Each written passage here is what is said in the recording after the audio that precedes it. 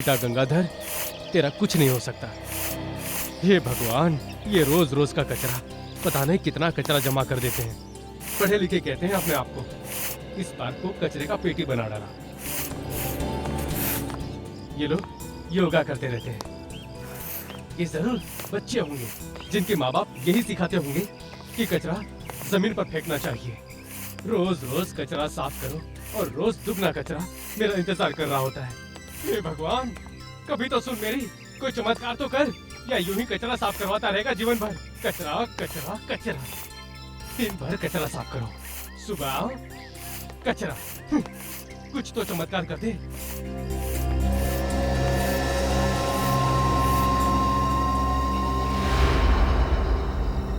ये क्या चमक रहा है? चेन। अरे बाप रे, ये तो सोने का लगता है। ये यहाँ आया कैसे? लगता है किसी के हाथ से गिर गया है। आसपास कोई नहीं है। बेटा गंगाधर, आज किस्मत ने तुझे मौका दिया है। ये सोने का चैन पुरस्कार दिया है, ले ले इसे। गंगाधर, भगवान ने आखिर तेरी सुनी ली। अरे ये क्या हाथ? इंसान का हाथ। इधर, यहाँ। कहीं डेड बॉडी तो नहीं यहाँ पे? सीआईडी को बुलाना पड़ेगा जल्दी।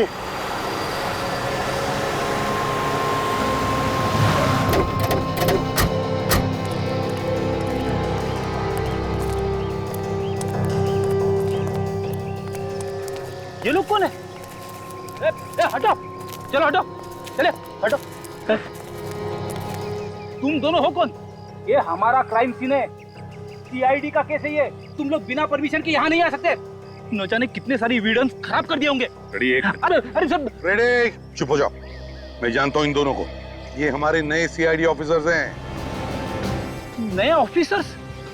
हाँ, नए ऑफिसर्स। इंस्पेक्टर विनीत और ये है इंस्पेक्टर श्रेया।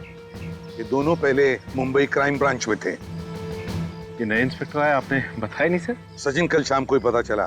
तुम लोगों को बताने के लिए मेरे पास वक्त ही नहीं था। खैर छोड़ो। विनीत, क्या मिला तुम्हें यहाँ पर? सर, हमें यहाँ पर ये कटा हुआ हाथ मिला है और उसके ऊपर ये ब्रेसलेट मिला है। ये ब्रेसलेट काम की चीज है। ये ब्रेसलेट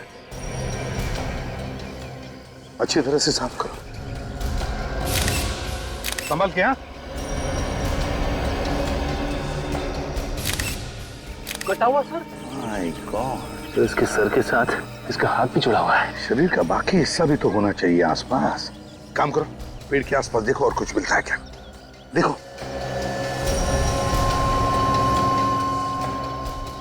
सर, कितनी बेरहमी से काटा है सर और हाथ को। और सर, ऐसा कोई क्यों करेगा? यहाँ इस हालत में किसी की लाश को दफनाने का क्या मतलब? सिर्फ सिर और हाथ। पार्क तो ऐसी जगह है जहाँ पे काफी सारे लोग आते जाते रहते हैं। सचिन, विवेक, एक काम करो, पार्क में आसपास अच्छी तरह से देखो, कुछ मिलता है क्या।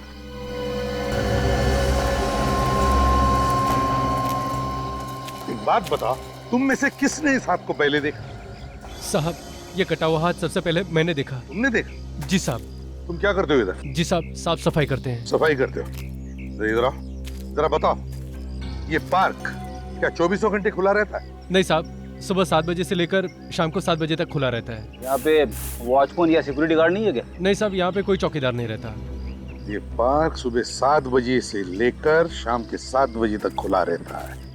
इसका मतलब है ये काम तब किया गया जब ये पार्क या तो बंद था या फिर पार्क में कोई भी नहीं था उस वक्त किया है। सर, हाँ सर, यहाँ आसपास तो कुछ भी नहीं मिला सर। अबे, कुछ नहीं मिला सर। कुछ भी नहीं मिला? ये कैसे हो सकता है? तो शरीर का बाकी का हिस्सा कहाँ पर दफना दिया है? कहाँ छुपाया होगा? कोई बात नहीं, पता तो लगा ही लेंगे। इससे पहले एक काम करो, ये सिर और हाथ साळुंखे के पास भेज दो और इस आदमी का चेहरा, उसका स्केच सारे न्यूज़पेपर्स और टेलीविजन चैनल्स पर भेज दो।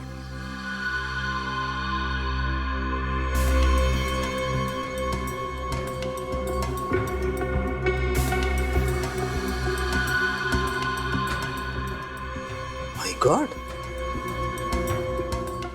ये क्या है?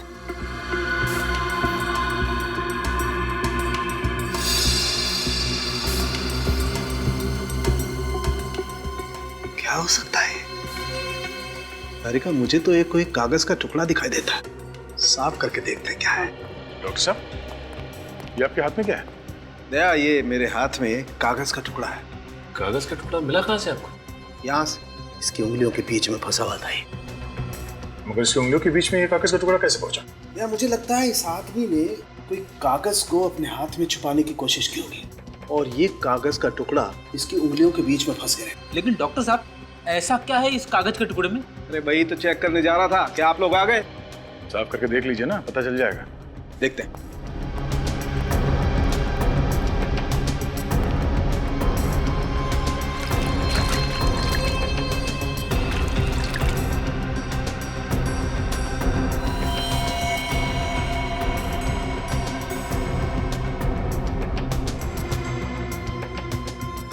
दया, ये तो कोई अखबार का टुकड़ा जैसा लग रहा है। बहुत ही पुराना अखबार का टुकड़ा। सर, इसमें फोटो जैसा कुछ है। कोई घटना या दुर्घटना की फोटो है। Right right, yes. सर, ये चौक लाइन से लगता है कि ये कोई हादसे की तस्वीर है। मगर सर, उसने ये फोटो छुपाया क्यों? कोई तो कारण होगा। इस आदमी के बॉडी के पार्ट्स हमें मिले हैं। हो सकता है उसका इस हादसे से कोई ना कोई संबंध हो। ये क्या? ये, हाँ सर, डेट जैसा कुछ है। हाँ, मतलब ये अखबार करीब 14-15 साल पुराना है। एग्जैक्टली। सर, हाँ, यहाँ पर कुछ है। क्या है? क्या है? ये देखिए, इसके जीप के अंदर एक नंबर छपा हुआ है। देखिए, जीप के अंदर नंबर। नंबर 3? सर, जीप पे नंबर 3 छापने का क्या मतलब है? ये केस तो कुछ ज्यादा ही उलझा हुआ है। पहले इस आदमी की उंगलियों के बीच में 14-15 साल पुराने अखबार की कटिंग, जिसमें एक हादसे की फोटो है, और अब ये जीप में नंबर। इस आदमी का किसी न किसी जुर्म के साथ कोई ना कोई कनेक्शन जरूर है।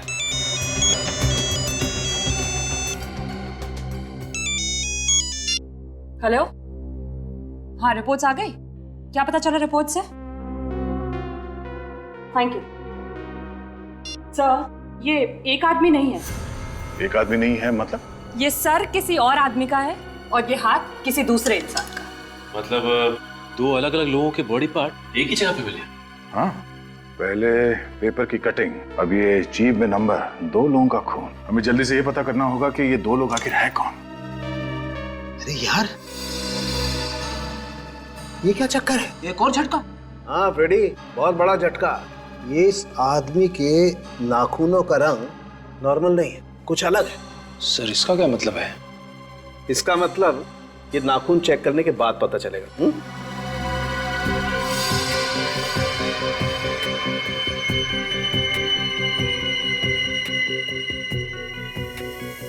इसे साफ करके चेक करते हैं।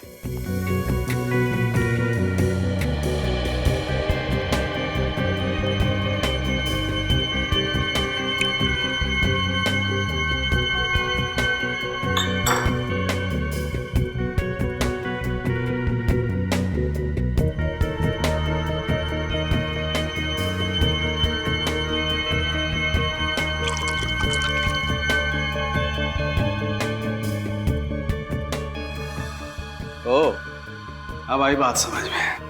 क्या हुआ डॉक्टर साहब? दया, ये आदमी कोई बहुत हैवी डोज ले रहा था किसी दवाई की। कौन सी दवाई सर? वेरिऑक्सिबन। वेरिऑक्सिबन?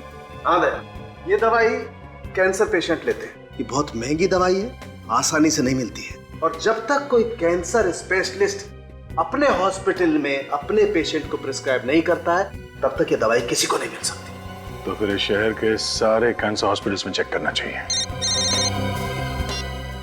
हाँ वे? क्या? तो औरतों ने इस आदमी का चेहरे का स्केच पहचान लिया?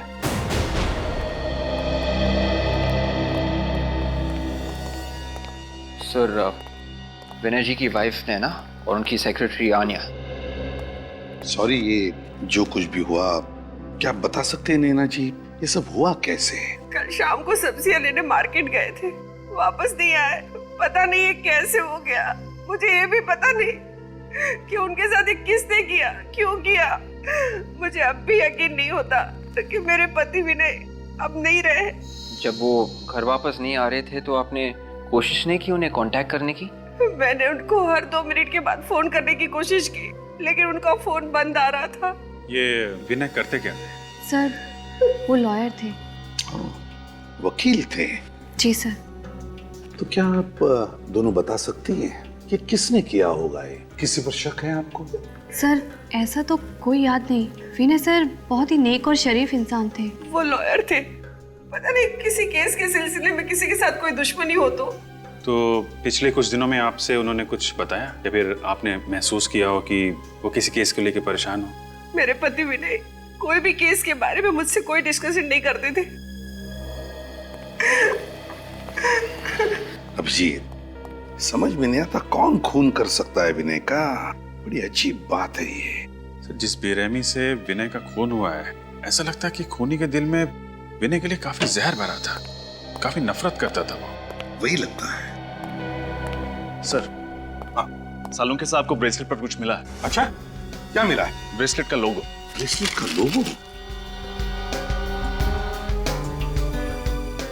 अभिजीत, ये देखो। ऐसा कुछ वी जैसा लिखा हुआ है। वी जैसा ही कुछ है।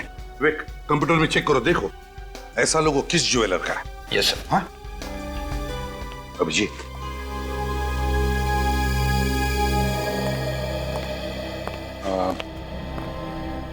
आप लोगों ने यहाँ आके हमारी बहुत मदद की है। Thank you very much. अभी आप लोग जा सकते हैं, जरूरत पड़ेगी तो दोबारा बुला लेंगे। थैंक यू सर, लेकिन आप मेरे पति के कातिल को जल्द से जल्द ढूंढ निकालिएगा। हम अपनी पूरी कोशिश कर रहे हैं, please.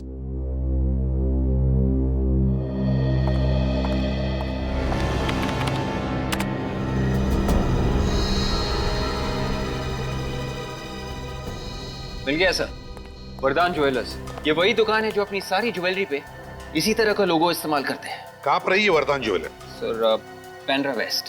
Pendra west, Vardan jewellers. Abhijit, इस वरदान ज्वेलर्स से पता चल जाएगा कि ब्रेसलेट खरीदा किसने था। बहन की शादी को 1 हफ्ता रह गया सर। आप घबराइए मत, कल शाम तक आपके गहने आपके घर पहुंच जाएंगे। नक्की? पक्का?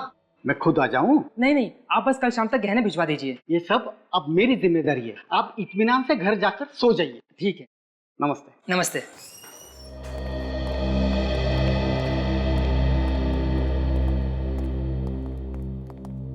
आइए सर, शादी है। नहीं। कुछ देखना चाहते हैं? आइए ना सर, बैठिए।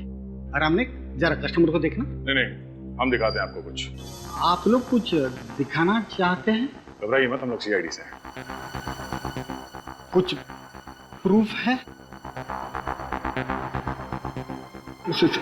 सीआईडी की? हाँ, ये ब्रेसलेट देखिए, ये आपकी दुकान का है। ठीक कहा आपने, ये मेरे दुकान से ही बना हुआ है। कहाँ मिला आपको? एक हाथ पे था ये। ब्रेसलेट तो हम हाथ के ऊपर ही पहनते हैं ना। हाथ कटा हुआ था। किसका हाथ था सर? यही पता करने के लिए हम लोग यहाँ पर आए हैं। क्या बता सकते हैं कि ये ब्रेसलेट किसने खरीदा था आपके यहाँ से? ऐसे ब्रेसलेट बहुत कम लोग बनवाते हैं, शायद 4 से 5 पीसेस ही बनवाए थे हमने। सर फिर तो बहुत आसानी से पता चल जाएगा कि ये 4-5 ब्रेसलेट्स किस किसने बनवाए थे। ये सही कहा मैडम। बता सकते हैं? मैं अभी दिखाता हूँ सर। श्रेया, इन सबके नाम और फोन नंबर्स नोट कर लो। जी।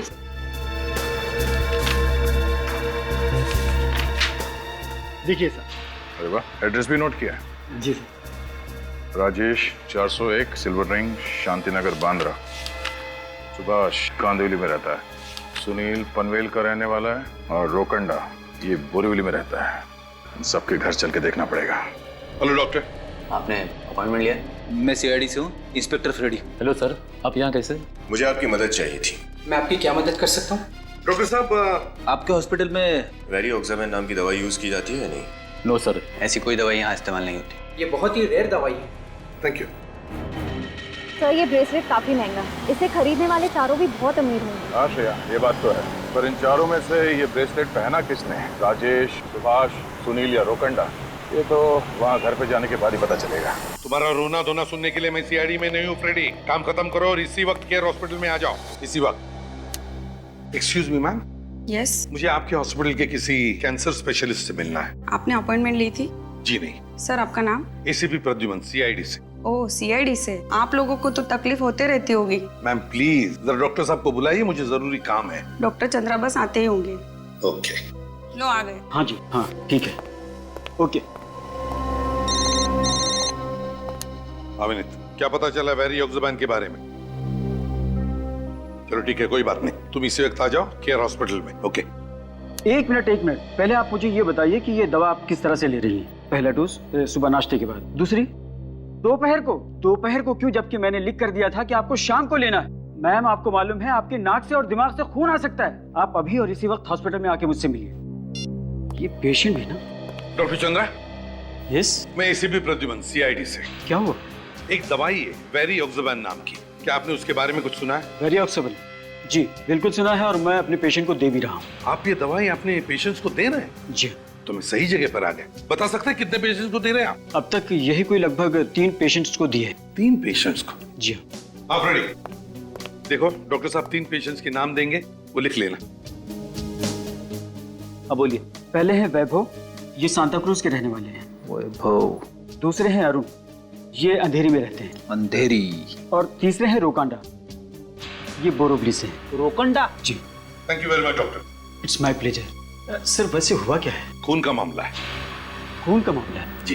देखिए सर, अगर इस मामले में किसी तरह की मदद की जरूरत हो तो प्लीज मुझे याद कर लीजिएगा। Thank you very much sir. Amina, देखो इन 3 पेशेंट्स के नाम मिले जो लोग ये दवाई ले रहे हैं। इन तीनों पेशेंट्स की जानकारी दया और बाकी लोगों को देना। विनीत का फोन। हाँ विनीत। सर हमें यहाँ से 3 पेशेंट्स के नाम मिले हैं। क्या हॉस्पिटल से 3 नाम मिले हैं? जी सर। अच्छा, जो ब्रेसलेट हमें लाश के हाथ पर से मिला वैसे ब्रेसलेट 4 लोगों ने खरीदे हैं। 4? हाँ, 4 लोगों ने। उनके नाम है राजेश, सुभाष, सुनील और रोकंडा। रोकंडा? हाँ रोकंडा। ये नाम तो हमारी लिस्ट में भी है सर। हाँ?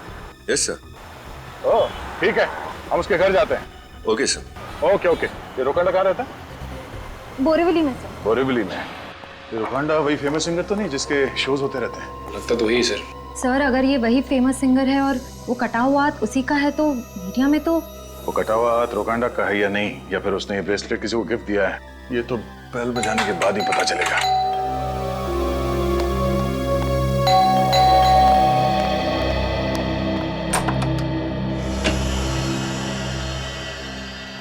बोलिए साहब। जी कहिए, किससे मिलना है आपको? हम लोग सीआईडी से हैं, रोकांडा से मिलना चाहते हैं। रोकांडा? हाँ वो यहीं रहते हैं ना?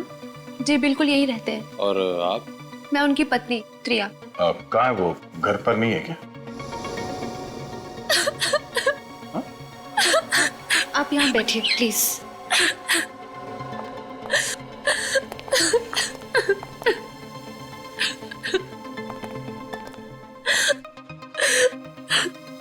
आप रो क्यों रही हैं? रोकांडा कहाँ है? उनका कल से कोई अता पता नहीं है। बता के नहीं किया कि कहाँ जा रहे हैं? नहीं सर। आखिरी बार कब देखा था आपने उन्हें? कल, और आज उनका शो भी था। कितने फोन्स आ रहे हैं सुबह से, क्या बताऊं मैं, किसको बताऊं कि रोकांडा कहाँ है। इनफैक्ट उनका फोन भी बंद आ रहा है। मुझे बहुत घबराहट हो रही है सर। प्लीज शांत हो जाइए। कैसे शांत हो जाऊं सर? आज सुबह मैंने पुलिस स्टेशन में मिसिंग रिपोर्ट भी लिखवाई थी। मिसिंग रिपोर्ट भी लिखवाई आपने? गायब कहाँ हो गया?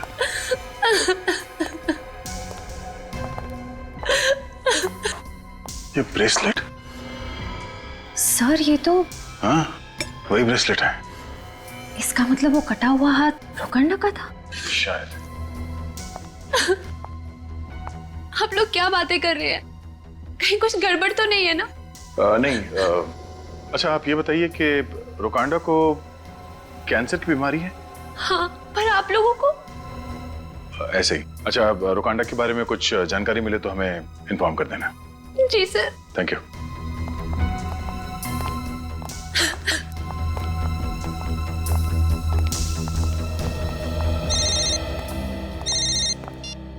हेलो। हाँ क्या? कहाँ पे? पनवेल के हाईवे पे और भी बॉडी पार्ट्स मिले?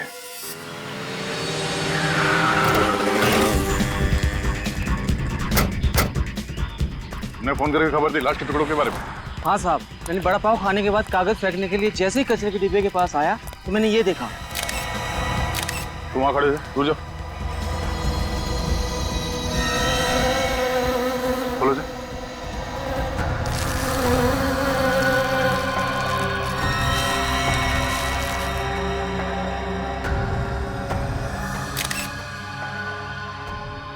बॉडी के टुकड़े तो बिल्कुल वैसे ही हैं जैसे हमें उस पार्क में मिले थे। हाँ सर, इस लाश की हालत बिल्कुल वैसी है जैसे पहले की है। और सर बाकी का शरीर भी गायब है। खूनी ने लाश के टुकड़े को बड़ी सफाई के साथ इस प्लास्टिक की थैली में डाल के यहाँ पे कचरे के डब्बे में फेंक दिया। लेकिन सर कोई खूनी ऐसा क्यों करेगा? मैं भी वही सोच रहा हूँ। सर कहीं इन दोनों का खूनी कोई एक इंसान तो नहीं है? हो सकता है निखिल, मैं इस तरह से लाश को काट के फेंकने का क्या मतलब हो सकता है? इसके पीछे कोई ना कोई वजह तो होगी। एक मिनट, जरा हाथ हटा। इसका चेहरा देखो जरा ध्यान से। सर कहीं ये रोकांडा तो नहीं? ये वही फेमस सिंगर रोकांडा है। सर इसका मतलब पहले किसी ने इसे किडनैप किया और फिर इसका खून कर दिया। ऐसा लगता है श्रेया, मुझे तो लगता है कि वो वकील विनय उसे भी पहले किडनैप किया और मारा है। सर जिस तरह से इन दोनों का खून हुआ है विनय और रोकांडा का, उससे तो यही लगता है कि खूनी की इन दोनों से कोई जादुई दुश्मनी है। कोई ऐसा इंसान हो सकता है जिसके दिल में इन दोनों के लिए बहुत नफरत भरी हो। जिस तरह से लाश को काटा गया है ऐसा ही लगता है। श्रेया, रोकांडा की बीवी को फोन करके उसकी मौत के बारे में इन्फॉर्म करो। सर मैं जानता हूँ श्रेया, बहुत मुश्किल काम है। क्या करें, तुम्हारा काम ही कुछ ऐसा है, फोन तो करना पड़ेगा। यस सर, मैं समझती हूँ। निखिल, इस बॉडी के पार्ट्स को फॉरेंसिक लैब भिजवा दो। हेलो मिसेस त्रिया।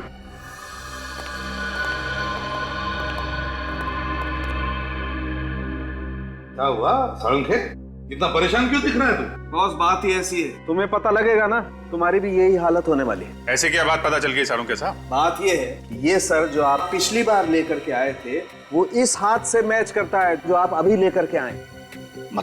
मतलब ये कि इस बार लाया हुआ हाथ और पिछली बार मिला हुआ सर वो एक आदमी का है, और पिछली बार लाया हुआ हाथ और इस बार मिला हुआ सर वो दूसरे आदमी का है। मतलब ये लाश लॉयर विनय की है और ये रोकांडा की? बिल्कुल।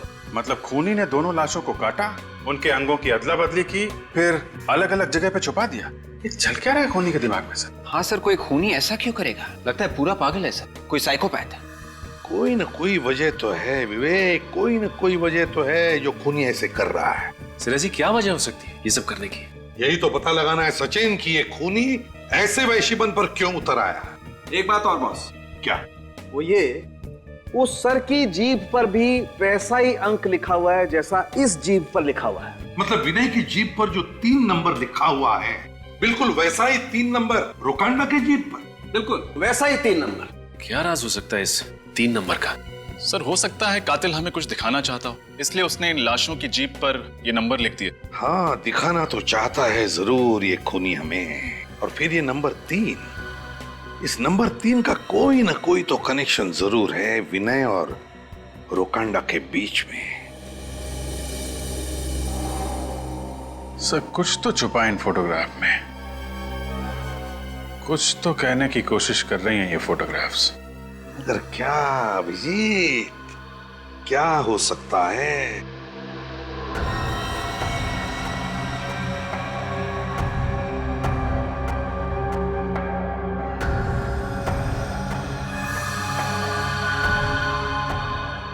अभिजीत, बॉडी पार्ट्स को देखो, किसी खास तरीके से रखे गए हैं। कुछ समझ में आ रहा है?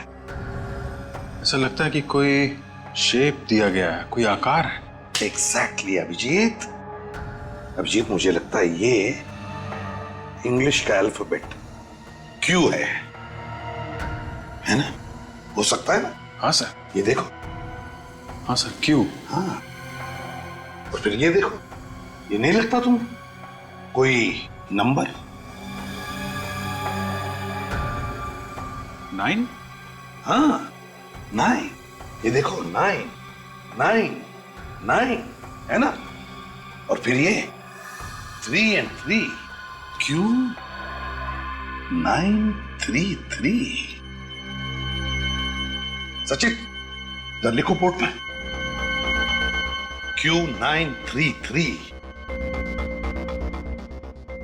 हो क्या सकता है सर? शायद कोई पासवर्ड या फिर कोई लॉकर नंबर, कोई एड्रेस?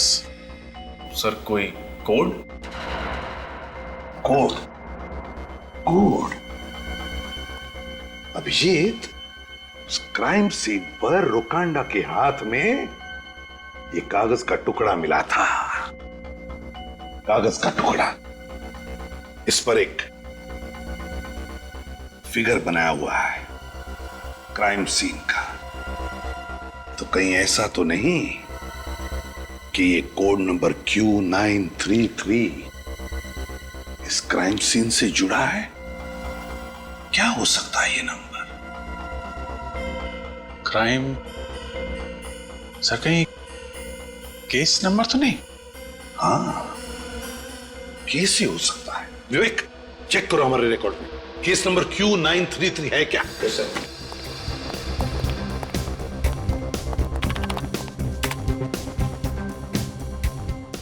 यस सर, इस नंबर का एक केस है, ये 1998, 14 साल पुराना केस है। हाँ सर, इस केस में मुजरिम चंदू को 14 साल की सजा हुई थी सर, मर्डर के जुर्म में। चलो, और कुछ ही दिनों पहले वो जेल से छूटा। किसका केस सब? सर, ये केस कोई विनय हैंडल कर रहा था सर, लॉयर विनय। विनय? सर, कहीं ये लॉयर विनय वही तो नहीं जिसकी हमें लाश मिली? हो सकता है। और डिटेल्स देखो। Yes sir. सर, इस केस में एक ही विटनेस था सर, सिंगर रोकांडा। रोकांडा? रोकांडा और विनय? मतलब से ये दोनों लाशें रोकांडा और विनय की इसी केस से जुड़ी हुई है, केस नंबर Q933। हाँ, फिर देखो विवेक, इन्वेस्टिगेटिंग ऑफिसर कौन था? सर, कोई इंस्पेक्टर प्रकाश। प्रकाश? क्या हुआ सर, आप प्रकाश को जानते हैं क्या? बिल्कुल जानता हूँ, कॉलेज के दिनों से जानता हूँ, पुराना दोस्त है मेरा वो। सर, तो फिर तो उनसे सारी डिटेल्स मिल जाएंगी केस की। हाँ अभिजीत, लेकिन पहले ये चंदू जिस जेल में था वहां से उसकी पूरी जानकारी निकालनी चाहिए। तब तक मैं इस इंस्पेक्टर प्रकाश से जाकर मिलता हूं। Excuse me. जी कहिए। हम लोग सीआईडी से, हमें एक कैदी के बारे में कुछ जानकारी चाहिए। सर बैठिए ना। नहीं, ठीक है। जी बताइए, किसके बारे में आप लोग जानना चाहते हैं? चंदू। चंदू जो खून के जुर्म में यहाँ बंद था? हाँ वही। आप उसके बारे में हमें कुछ बता सकते हैं? वो किसी का खून करके यहाँ आया था और इस केस में ये साबित हुआ था कि उसने पैसों के लिए किसी का खून किया था और उसने 13 साल की सजा भी काटी थी। 13 साल? जी हाँ, और अभी 2-4 महीने पहले वो जेल से छूट के गया। अच्छा, उसकी सजा पूरी हुई थी या पहले ही छूट गया? नहीं, उसे 14 साल की सजा हुई थी, लेकिन उसके अच्छे बर्ताव को देखते हुए सरकार ने उसकी 1 साल की सजा माफ कर दी। अच्छा, सजा काटने के बाद अब कहाँ मिलेगा, कुछ अंदाजा है आपको? नहीं सर, हमारे रिकॉर्ड में उसका कोई पता नहीं है। अच्छा, कोई ऐसी जगह जानते हो जहाँ वो अक्सर पुलिस से छिपने के लिए इस्तेमाल करता था? नहीं सर, हमें उसके बारे में ज्यादा जानकारी नहीं है। पिछले 13 साल में जब वो जेल में था तो उसे कोई ना कोई तो मिलने आता था ना? सर आप विश्वास नहीं करेंगे, पिछले 13 सालों में ऐसा कोई आदमी हमने नहीं देखा जो उससे मिलने आया था, और इस बात से जेल में सभी हैरान थे। पिछले 13 साल में उससे मिलने के लिए जेल में कोई भी नहीं है? हाँ सर, सच है। और ना तो उसका कोई रिश्तेदार, ना दोस्त, ना कोई यार, कोई नहीं था सर। ये तो बहुत ही अजीब बात है। बल्कि पुलिस ने जब उसे पकड़ा तब भी वो अकेला ही था। अच्छा, उसका घर कहाँ है, कुछ एड्रेस है आपके पास? अभी तक हमको उसके बारे में कुछ पता नहीं चला। इसका मतलब चंदू के आगे पीछे कोई नहीं था। लेकिन सर ऐसा कैसे हो सकता है? कोई भी इंसान इतना अकेला कैसे हो सकता है? कोई तो होगा जो उससे बातें करता होगा। अच्छा, जेल में चंदू का बर्ताव कैसा था? वो कैदियों से बात करता था या किसी से बात करता हो? सर कुछ खास नहीं, अकेला ही बैठा रहता था, अपनी दुनिया में वो खोया रहता था, किसी से ज्यादा बात ही नहीं करता था सिवाय एक आदमी के। कौन? सर राजू, चाय वाला। अक्सर वो हमारी जेल में चाय देने आया करता है। चाय वाला राजू? जी हाँ सर, सिर्फ उसी से बात करता था। कहाँ मिलेगा ये चाय वाला? सर आप आगे निकलिए और दाहिने मुड़िए और सीधे चलते जाना, उसका ठेला आगे दिख जाएगा। Thank you. Thank you sir. Raju चाय वाले के साथ बैठ के चाय पीते हैं। कितने सालों बाद आ रहा हूं मैं प्रकाश से मिलने के लिए। फिर भी सर, इतने वक्त बाद पुराने दोस्त से मिलने की बात ही अलग है। हाँ वो तो है। अरे एसीपी अंकल, आप लोग आइए ना अंदर। आयुष, कितने बड़े हो गए तुम, हैं? पापा कहाँ है? वो क्या हुआ? मुझे कुछ समझ नहीं आ रहा है अंकल।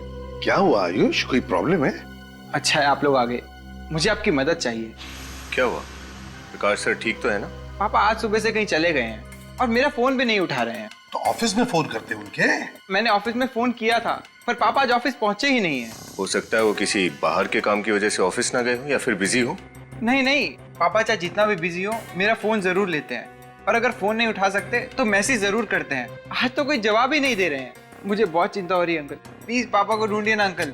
आयुष बिल्कुल घबराओ मत। अरे तुम्हारे पापा एक दिलेर और जाबाज ऑफिसर है, समझे? आयुष एक बात बताओ, क्या पापा ने कभी तुम्हारे साथ किसी पुराने केस के बारे में कभी बात की थी? मेरा मतलब है case number Q933। Case number Q933 के बारे में तो मालूम नहीं, लेकिन पापा किसी पुराने केस को लेकर चिंतित जरूर थे। पुराने केस को लेकर? किसकी केस? कौन सी केस? वो किसी चंदू नाम के आदमी का केस था। चंदू? चंदू की केस? यही तो केस है, केस नंबर Q933। ये केस तो 14-15 साल पुरानी केस है और 10 साल पहले पूरी भी हो गई थी। फिर इस केस को लेकर प्रकाश। पापा का फोन चालू है? जी अंकल। इधर लगाओ। अंकल बेल जा रही है पर कोई उठा नहीं रहा है। हाँ बेल तो जा रही है, कोई उठा नहीं रहा है। फ्रेडी काम करो, प्रकाश का सेल फोन ट्रैक करो, देखो इस वक्त कहां पर है और कहां जाता है। Yes sir. ये लो बेटा। और सुनो, बिल्कुल घबराना नहीं, तुम्हारे पापा को हम कुछ नहीं होने देंगे, बिल्कुल घबराओ मत। और एक बात, अगर तुम्हें कुछ भी पता चले, कुछ भी पापा के बारे में या इस केस के बारे में, तो मुझे तुरंत फोन कर देना।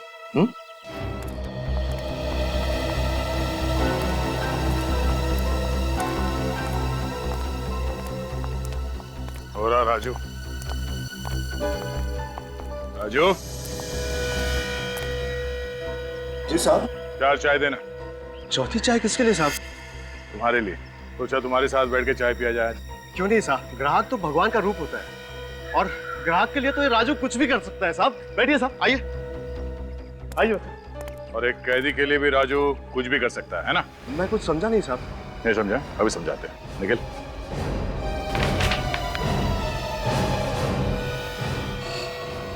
ये कौन है? मैंने तो इसे कभी नहीं देखा। कभी नहीं देखा। सच बोल, झूठ मत बोल। जेल में जाता था ना उसके लिए चाय लेकर। आप लोग क्या कह रहे हैं साहब? मेरी तो कुछ भी समझ में नहीं आ रहा। एक हाथ पड़ेगा ना तो सब कुछ बताना शुरू कर देगा। बोल। मुझे कुछ नहीं पता साहब, मुझे कुछ नहीं पता साहब, मैं इसे नहीं जानता साहब। तो वैसे नहीं मानेगा? क्या था? धुन हटी? हाँ साहब, धुन हट गई साहब, मैं बताता हूँ। ये साहब, ये चंदू है साहब। सिर्फ इतना ही याद आया या कुछ और भी बताना चाहता है तू? मैं इसे जेल में चाय देने जाया करता था, इसे मेरी चाय बहुत पसंद थी साहब। बस इतना ही? हमने तो सुना है कि तुम्हारी और चंदू की बहुत अच्छी दोस्ती थी। दोस्ती तो दूर की बात है साहब, वो मुझे जान से मारने की धमकियां देता था साहब।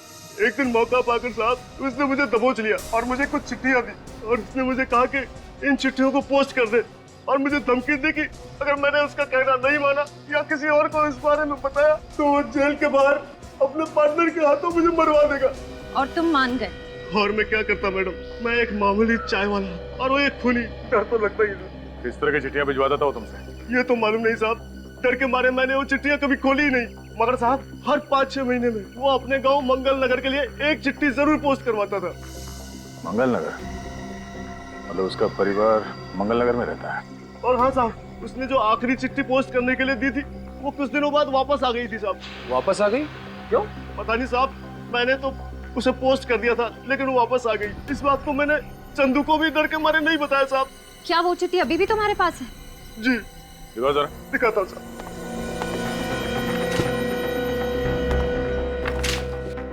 अनीता चंदू, मंगल नगर, जनार्दनगढ़। प्यारी अनीता, कैसी हो? आशा करता हूँ कि वहाँ सब कुछ कुशल मंगल है। मेरी प्यारी शीला बिटिया कैसी है? ख्याल रखना उसका, बहुत याद आती है उसकी। बस कुछ और दिन इंतजार कर लो, फिर मैं जल्दी ही तुम लोगों के पास आ जाऊंगा। तब तक अपना और मेरी प्यारी बिटिया शीला का ध्यान रखना। तुम्हारा चंदू। चिट्ठी से लगता है कि ये चंदू अपने परिवार वालों को बहुत याद करता है, खास करके अपनी बेटी शीला को। चिट्ठी से तो ऐसा ही लगता है। मैं चंदू की बीवी और उसकी बेटी से मिलना चाहिए।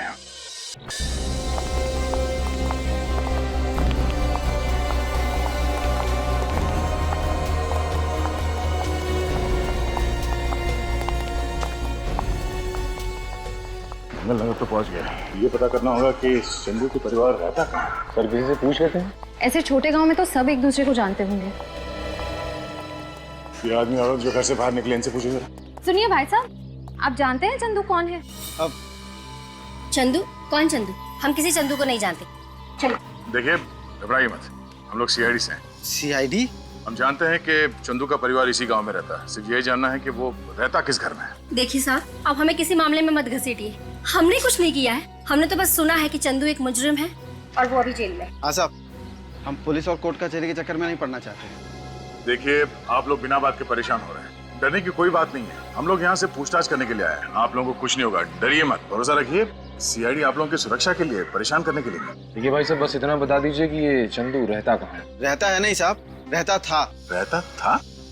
अब तो ना वो यहाँ है ना उसके घर वाले। कहाँ गए वो लोग? ये तो नहीं मालूम। चंदू की बीवी और उसकी बेटी शीला यहाँ रहते थे, लेकिन 6 महीने पहले ही चंदू की बीवी मर गई। बहुत बीमार थी बेचारी। और उसकी बेटी शीला, वो कहाँ गई? उसकी माँ के देहांत के बाद तो वो बिल्कुल अकेली हो गई थी। बेचारी घर बेच के चली गई। आप जानते हैं वो कहाँ है? उसका पता, फोन नंबर, कुछ भी? उसके बारे में तो हमें कुछ नहीं पता। बस शीला जाते जाते हमारा आशीर्वाद लेके गई। बहुत अभागन बच्ची थी वो। जिंदगी ने आंसुओं के सिवाय उसे कुछ भी नहीं दिया। शीला दिखती कैसी है? आप लोगों के पास कोई तस्वीर है उसकी? हाँ साहब, अपने जन्मदिन पर हमारी बेटी ने एक फोटो ली थी उसकी। क्या हम वो फोटो देख सकते हैं? जी। चंदू अपने परिवार वालों से इतना प्यार करता था, उसके बाद में जेल से छूटने के बाद अपने गांव क्यों नहीं आया? और सर, उसकी बेटी भी घर बेचकर चली गई, वापस ही नहीं आई, ये जानते हुए भी कि उसके पिता की रिहाई को ज्यादा वक्त नहीं है। बेटी का तो पता नहीं। चंदू कहीं पे छुप के बैठा है। अगर उसने दोनों खून किए हैं तो जाहिर सी बात है कि वो ना तो इस गांव में आएगा और ना ही अपने घर में। ये शीला है। क्या हम ये फोटो रख सकते हैं? ये वही एरिया है जहाँ पे प्रकाश सर का मोबाइल फोन ट्रैक किया गया है। इसी एरिया में? हाँ सर। प्रकाश को फोन करता हूँ। फोन चालू है, बेल भी जा रही है। हम प्रकाश सर के मोबाइल फोन के नजदीक पहुंच गए। गुड। लेकिन एक बात मेरी समझ में नहीं आ रही। क्या? प्रकाश सर इतनी सुनसान जगह में करने क्या आए होंगे? कहीं ऐसा तो नहीं कि कोई उन्हें जबरदस्ती उठा के यहाँ पे लाए? हो सकता है। मुझे लगता है प्रकाश जरूर जानता है कटे हुए सिर और हाथों के बारे में। जरूर जानता है प्रकाश। सर, हम प्रकाश सर के मोबाइल फोन के बहुत नजदीक पहुंच गए सर। ट्रैक करते रहना पड़ेगा, ट्रैक करते रहना। सुनिए, रोको रोको रोको रोको रोको।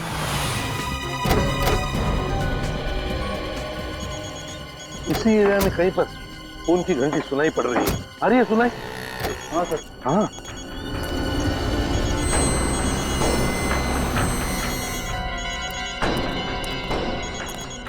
देखो आसपास कहीं फोन है क्या? हो रहा फोन।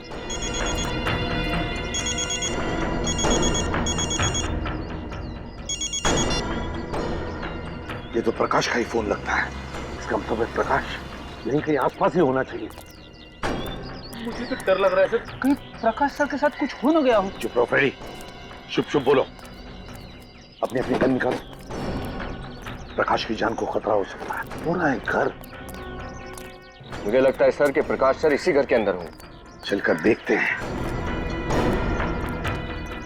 जरा सी भी भूल हो गई तो प्रकाश की जान को खतरा हो सकता है।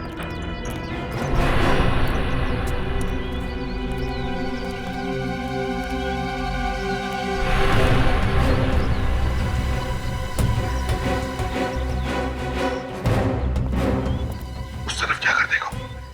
रेडी? जाओ पीछे जाकर देखो।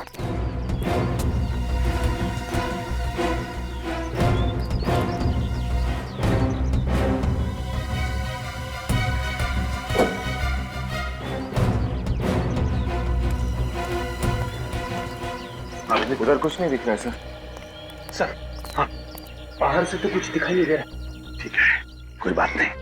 घर के अंदर घुसते हैं मगर सावधानी से। प्रकाश की जान को खतरा है, हो सकता है उसके साथ अंदर कोई हो भी सकता है, हैं?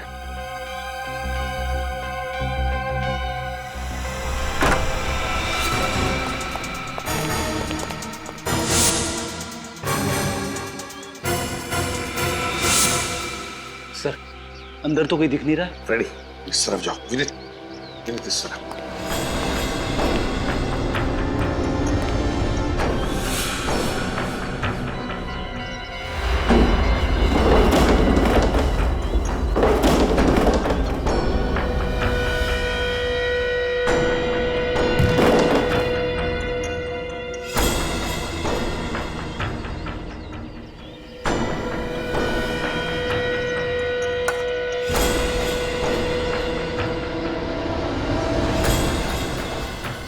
My God.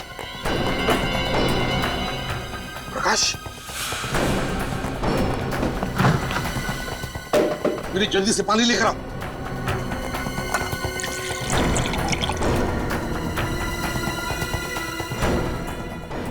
पानी।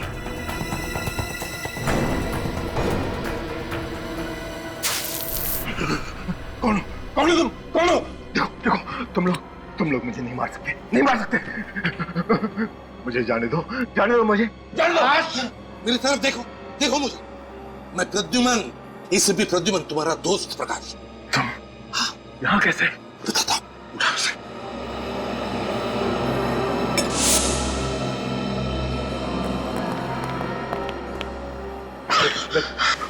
पानी पीना, ये पानी पी। प्रकाश, प्रद्युमन, बताओ क्या? कोई मुझे यहाँ ले आया और उसने मुझे बहुत मारा और फिर मुझे मरने के लिए छोड़ दिया। हम लोग कहाँ हैं? वो क्यों मेरी जान लेना चाहता है? मैंने क्या किया? फिक्र मत करो, घबराओ मत। अब हम तुम्हारे साथ हैं। जो भी है तुम्हारा बाल तक बाका नहीं कर सकेगा, समझे? तो सब बताओ, है कौन? तुम यहाँ पर कैसे आ गए? कौन लेकर आया तुम्हें यहाँ पर? मुझे नहीं पता। मैं जब ऑफिस जा रहा था तो किसी ने मुझे किडनैप कर लिया और मुझे लेके यहाँ आ गया। सर, उसका चेहरा नहीं देखा आपने? नहीं देखा, उसने मेरी आंखों पे पट्टी बांध दी थी। अच्छा बात बताओ, तुमने उसकी आवाज तो सुनी होगी, तो कुछ याद आता है उस आवाज से? शायद वो आवाज किसकी है तुम्हें पता होगा। अगर आवाज सुनी होती तो जरूर बता देता, लेकिन उसने मुझसे कुछ बात ही नहीं की। बस वो पागलों की तरह मुझे मारता रहा मुझे। और मैं, लगता है बहुत गहरी दुश्मनी है तुम्हारे साथ उसकी। तड़पा कर मारना चाहता था वो तुम्हें, मगर हम आ गए ना। घबराओ मत, चलो यहाँ से, चलो। पापा, ये क्या हालत होगी आपकी? किसने की? हाँ बेटा, मैं ठीक हूँ, चिंता मत करो। और उस किडनैपर से मिलने के बाद तो बिल्कुल ठीक हो जाऊंगा। किसने किया किडनैप आपको? कौन था वो? एसीपी अंकल, पापा के साथ ये सब करने की किसकी हिम्मत हो सकती है? आयुष बेटा, हिम्मत रखो, हम भी उसी आदमी को ढूंढने की कोशिश कर रहे हैं। शुक्र है प्रकाश सर हमारे साथ है, सही सलामत है। हाँ, ये बात तो है, आप लोग वक्त पर आ गए, वरना वो किडनैपर मेरे पापा को। आयुष, तुम एक जाबाज पुलिस ऑफिसर के बेटे हो, और जाबाज पुलिस ऑफिसर का बेटा कभी रोता नहीं है, डरता नहीं है वो किसी से। घबराओ मत, हम तुम्हारे पापा को कुछ नहीं होने देंगे। प्रकाश, तुम्हें उन लोगों के बारे में कुछ भी याद नहीं आ रहा? जरा याद करने की कोशिश करो, कुछ याद आ रहा है? सर प्लीज कुछ तो याद करने की कोशिश कीजिए। आपकी छोटी से छोटी बात उस किडनैपर को पकड़ने में हमारी मदद कर सकती है, प्लीज। तुम लोग समझ नहीं रहे हो, मुझे कुछ याद नहीं आ रहा है।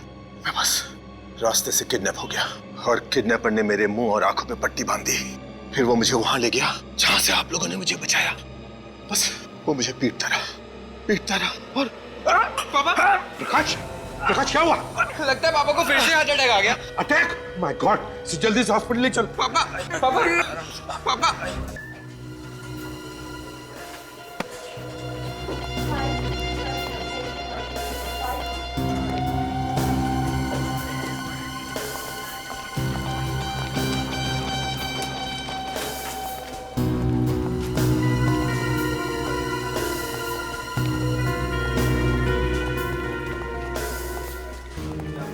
जो भी अंदर जाएगा, फिर वो चाहे हॉस्पिटल का स्टाफ ही क्यों ना हो, नजर रखना अच्छी तरह से।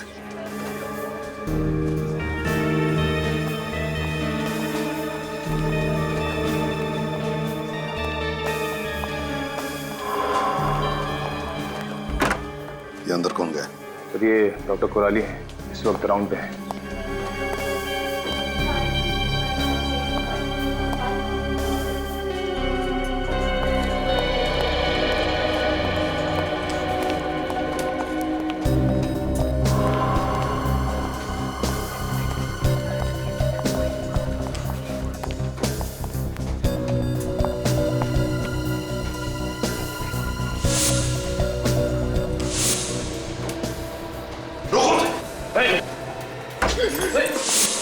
पकड़ो उसे! डॉक्टर को लेकर आओ, जल्दी जाओ।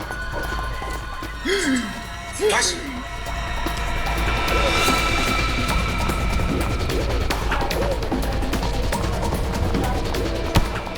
रुक जाओ, भागने का कोई रास्ता नहीं है। तो शीला, तो तुम हो? किस नाम से बुलाए तुम्हें? आन्या या शीला? हाँ? वाह, कितनी सफाई से अपने चेहरे के साथ साथ अपनी पहचान भी बदल ली। मगर अफसोस, चेहरा बदलने के बाद भी सीआईडी से बच नहीं पाई तुम। आप ये मत समझिए कि मैं इसलिए रो रही हूँ कि मुझे अपने किए का अफसोस है, बल्कि मैं इसलिए रो रही हूँ कि मैं प्रकाश की जान नहीं ले पाई। विनय और रोकांडा, उनकी जान लेकर क्या मिला तुम्हें? क्या हासिल किया तुमने? उन्हें क्या हासिल हुआ मेरे बाबा की जिंदगी बर्बाद करके? मेरे बाबा तो निर्दोष थे। 15 साल उन्हें सलाखों के पीछे सजा काटनी पड़ी, और जब वो जेल से बाहर आए तो उनकी मौत हो गई। क्या? जेल से निकलने के बाद तुम्हारे बाबा की मौत हो गई थी? हाँ, मेरे बाबा की मौत हो गई, और मरते मरते उन्होंने मुझे बताया कि उनके साथ नाइंसाफी हुई थी। 15 साल वो मुझसे मिलने के लिए तड़पते रहे। एक अच्छे खासे परिवार को बर्बाद कर दिया उन लोगों ने। बदला तो मुझे लेना ही था। आपकी वजह से मेरा बदला अधूरा रह गया। बदला? सच बताए क्या है? सच ये है कि तुम्हारे बाबा निर्दोष नहीं थे, खूनी थे। वो खूनी, एक मासूम की जान ली उन्होंने। ऐसा नहीं हो सकता, मेरे बाबा निर्दोष थे, खूनी नहीं हो सकते। ऐसा ही हुआ। झूठ बोला तुम्हारे बाबा ने तुमसे कि वो निर्दोष है, और तुम बदला लेने के लिए निकल पड़ी। तुम्हारी बदले की आग ने 2 मासूम लोगों की जानें ली, विनय और रोकांडा की। भूल गई तुम कि बदले की आग में खुद के सिवा और कोई नहीं जलता, और मिलता क्या है? सिर्फ खालीपन और किए कर्मों का बोझ। बहुत गलत किया तुमने शीला, कानून को अपने हाथों में लिया। अफसोस, तुम्हें तो अब फांसी ही होगी।